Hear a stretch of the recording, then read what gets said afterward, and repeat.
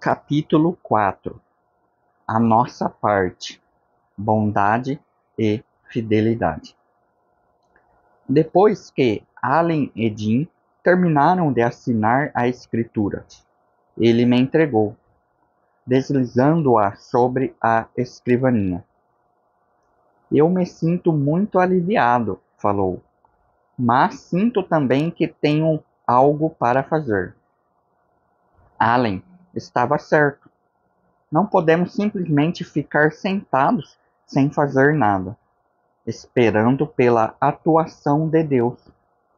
Temos uma responsabilidade, mas, como Allen, talvez não saibamos qual é a nossa parte.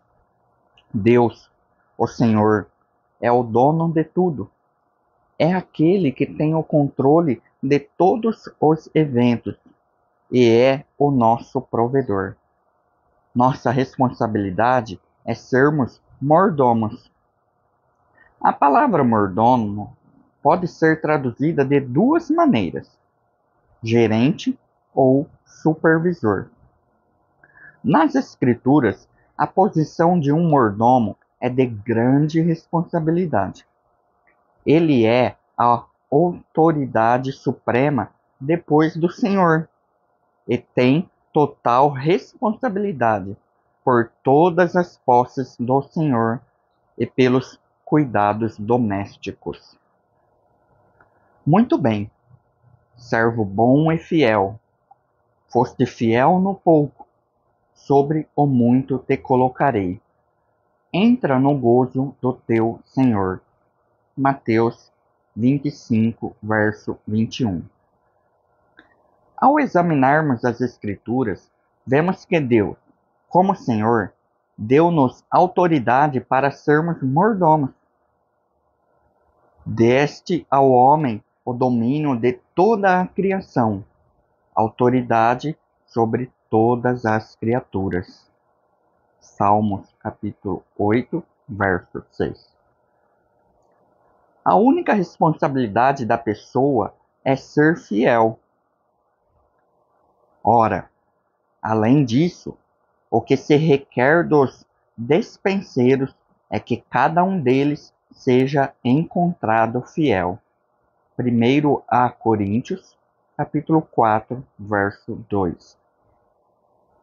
Antes de sermos fiéis, precisamos conhecer a tarefa que temos a realizar. Da mesma forma que o proprietário de um automóvel estuda o manual do fabricante para aprender a operar o carro de forma apropriada, precisamos examinar o manual do Criador, a Bíblia, para descobrirmos como ele deseja que lidemos com suas posses.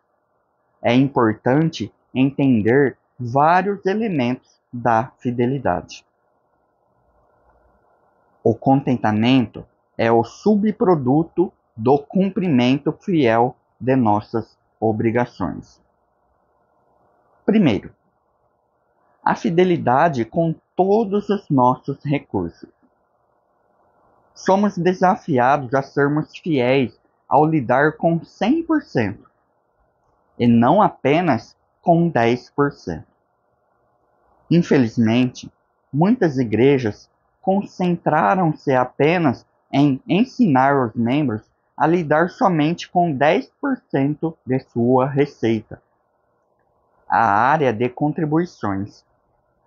Embora essa área seja muito importante, temos permitido que os cristãos aprendam a lidar com os outros 90% na perspectiva do mundo e não na perspectiva do Senhor. Como não sabem lidar com o dinheiro de forma bíblica, muitos cristãos têm atitudes erradas em relação às posses e tomam decisões financeiras incorretas, que conduzem a consequências dolorosas. Oséias, capítulo 4, verso 6, diz: O meu povo está sendo destruído porque lhe falta o conhecimento. A obediência ou a ignorância quanto aos princípios financeiros bíblicos frequentemente gera problemas com dinheiro. Segundo, a fidelidade a despeito de quanto temos. A questão nas Escrituras é como lidar fielmente com tudo que Deus nos confiou. O mordomo fiel é responsável por aquilo que tem, seja muito ou pouco. A parábola dos talentos demonstra isso, pois será como um homem que, ausentando-se do país, chamou os seus servos e lhe confiou os seus bens. A um deu 5 talentos, a outro 2 e a outro 1. Mateus capítulo 25, verso 14 e 15. Quando o Senhor retornou, pediu que cada servo prestasse contas da fidelidade com que cuidou de suas posses. Ele premiou o servo fiel que recebera 5 talentos. Muito bem, servo bom e fiel. Foste fiel no pouco, sobre o muito te colocarei. Entra no gozo do teu Senhor. Mateus capítulo 25, verso 21. É interessante que o servo que havia recebido 2 talentos obteve um prêmio igual ao do servo que havia recebido 5 talentos. Veja Mateus capítulo 25, verso 23. Somos ordenados a sermos fiéis, tanto se recebemos muito, quanto se recebemos pouco. Como alguém disse certa vez, o importante não é aquilo que eu faria se tivesse R$ 1 milhão, mas aquilo que estou fazendo com os R$ 10 que já possuo. Terceiro, a fidelidade nas pequenas coisas. Lemos em Lucas, capítulo 16, verso 10. Quem é fiel no pouco, também é fiel no muito. E quem é injusto no pouco, também é injusto no muito. Como você pode saber se um de seus filhos cuidará bem do seu primeiro carro? Observe como ele cuida da sua bicicleta. Como saber se um vendedor fará um trabalho com competência ao atender um cliente de posses? Observe como ele atende um cliente menos abastado. Se temos o caráter de sermos fiéis nas pequenas coisas, o Senhor sabe que pode confiar em nós para as responsabilidades maiores. Coisas pequenas são coisas pequenas, disse Hudson Taylor, um missionário e estadista.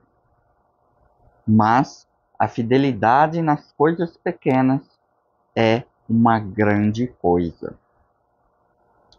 Quarto, a fidelidade com as posses de outros. A fidelidade com relação às posses de outras pessoas determina, de certa forma, o quanto você é confiável. Se não vos tornastes fiéis nas aplicações do alheio, quem vos dará o que é vosso? Lucas, capítulo 16, verso 12. Com frequência, esse princípio é desprezado. Você é fiel em relação às posses de outros? Você é descuidado com os objetos do escritório de seu empregador? Desperdiça eletricidade quando está no quarto de um hotel? Quando toma algo emprestado, é cuidadoso para devolvê-lo em bom estado?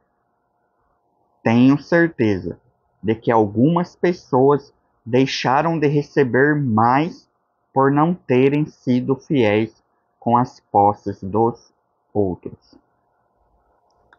Quinto, a fidelidade forma o caráter. Deus usa o dinheiro para refinar nosso caráter. Em 1918, David McCallum escreveu um livro chamado Money, The Acid Test, Dinheiro, o teste do ácido, no qual disse, aspas, o dinheiro, a mais comum dentre as coisas temporárias, envolve consequências eternas e incomuns. Embora aconteça de forma muito inconsciente, as pessoas são moldadas pelo dinheiro. No processo de ganhá-lo, economizá-lo, usá-lo, dá-lo ou prestarem contas a respeito dele. Dependendo do modo como ele é usado, submete seu possuidor à bênção ou à maldição. Ou a pessoa torna-se o senhor do dinheiro, ou o dinheiro torna-se seu senhor. O senhor toma o dinheiro, que é essencial à nossa vida comum, e faz dele um critério para testar as vidas das pessoas, e um instrumento para moldá-las à sua própria semelhança. Aspas. De forma muito clara, se estivermos lidando com nossas posses como mordomos fiéis, nosso caráter estará sendo edificado. Se formos infiéis, nosso caráter estará sendo prejudicado. Richard Halverson disse com muita precisão, aspas, Jesus Cristo falou mais sobre dinheiro do que sobre qualquer outra coisa, porque dinheiro é de suma importância quando se trata da verdadeira natureza de uma pessoa. O dinheiro é um indicador preciso de nosso verdadeiro caráter. Através das Escrituras, encontramos uma íntima correlação entre o desenvolvimento do caráter de uma pessoa e a forma como ela lida com o dinheiro. Sexto, a fidelidade gera contentamento. Uma vez que tenhamos consciência da parte de Deus e da nossa parte, podemos viver contentes.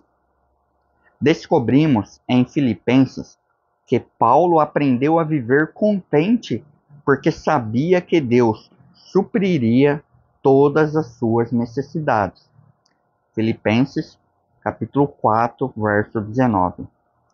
E ele tinha sido fiel, o que também aprendestes, e recebeste, e ouvistes, e vistes em mim, isso praticai. Filipenses 4, verso 9. Quando aplicarmos os princípios da economia de Deus, começaremos a sair das dívidas, a gastar com mais sabedoria, a começar a economizar para nossos projetos futuros e a ofertar mais ainda para a obra de Cristo. A Bíblia oferece soluções reais para os problemas financeiros atuais. Cada um dos capítulos seguintes trata de uma área específica necessária para nos capacitar a sermos mordomos fiéis. No início da maioria dos próximos capítulos, completaremos uma sessão intitulada Roda da Fidelidade, apresentada aqui com o objetivo de ajudar a esclarecer as responsabilidades de um mordomo fiel. Contraste. A sociedade diz: você ganhou o seu dinheiro, agora o gaste da forma que quiser e você será feliz. As Escrituras dizem: Você só conseguirá estar contente se tiver sido um mordomo fiel ao lidar com o dinheiro, sob a perspectiva de Deus.